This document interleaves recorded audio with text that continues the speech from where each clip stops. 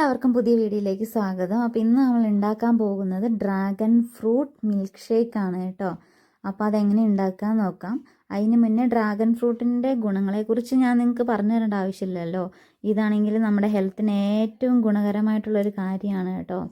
നമ്മുടെ ഷുഗറുകാർക്ക് വരെ കഴിക്കാൻ പറ്റുന്നൊരു ഫ്രൂട്ടാണ്. വിറ്റാമിൻ എയും സിയും ഒക്കെ മഗ്നീഷ്യം ഒക്കെ അടങ്ങിയിട്ടുള്ള ഒരു ഇതാണ്.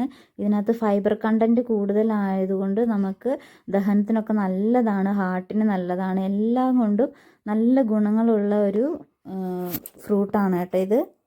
എല്ലാ ഗുണങ്ങളും അടങ്ങിയിട്ടുള്ള ഡ്രാഗൺ ഫ്രൂട്ട് വെച്ചിട്ടാണ് ഇന്ന് നമ്മൾ മിൽക്ക് ഷേക്ക് ഉണ്ടാക്കാൻ പോകുന്നത് കേട്ടോ.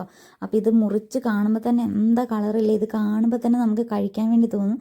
പക്ഷെ ഒട്ടും രുചിയില്ലാത്തൊരു ഫ്രൂട്ടാണ് ഇതില്ലേ. പിള്ളേർക്കൊന്നും ഇത് ഇഷ്ടപ്പെടുകയില്ല ഇങ്ങനെ ഡയറക്റ്റ് തിന്നാൻ വേണ്ടി കൊടുത്തിട്ടുണ്ടെങ്കിൽ.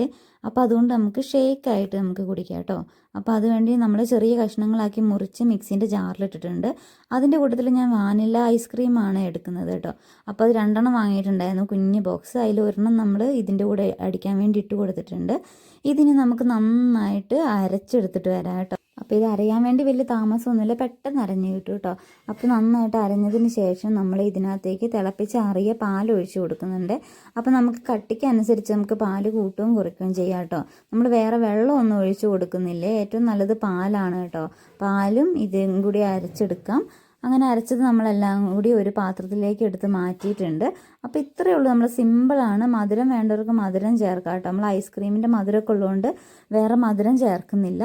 പിന്നെ നമ്മൾ ബാക്കി വെച്ച ഒരു ഐസ്ക്രീമിൻ്റെ പാത്രം ഉണ്ടല്ലോ, അതിൽ നിന്ന് ഐസ്ക്രീം എടുത്തിട്ട് നമ്മൾ ഇതിനകത്തേക്ക് ഇട്ട് കൊടുക്കുന്നുണ്ട്. ഇത്രയേ ഉള്ളൂ, സിമ്പിളാണ്, എല്ലാവർക്കും എളുപ്പത്തിൽ ഉണ്ടാക്കാൻ പറ്റുന്ന ജ്യൂസ് ഇവിടെ റെഡി ആയിട്ടുണ്ട്. സൂപ്പറാ. അപ്പോൾ ഇത്രയേ ഉള്ളൂ ഇന്നത്തെ നമ്മുടെ വീഡിയോ. എല്ലാവർക്കും ജ്യൂസ് ഇഷ്ടപ്പെട്ടു എന്ന് വിചാരിക്കുന്നു. എല്ലാവരും ഒന്ന് ട്രൈ ചെയ്ത് നോക്കാൻ വേണ്ടി മറക്കല്ലേ. അപ്പോൾ പുതിയൊരു വീഡിയോ ആയിട്ട് വീണ്ടും കാണാം. വീഡിയോ സബ്സ്ക്രൈബ് ചെയ്യാത്ത ആരെങ്കിലും ഉണ്ടെങ്കിൽ സബ്സ്ക്രൈബ് ചെയ്യാനും ഷെയർ ബെൽ ബട്ടൺ അമർത്താനും മറക്കല്ലേ.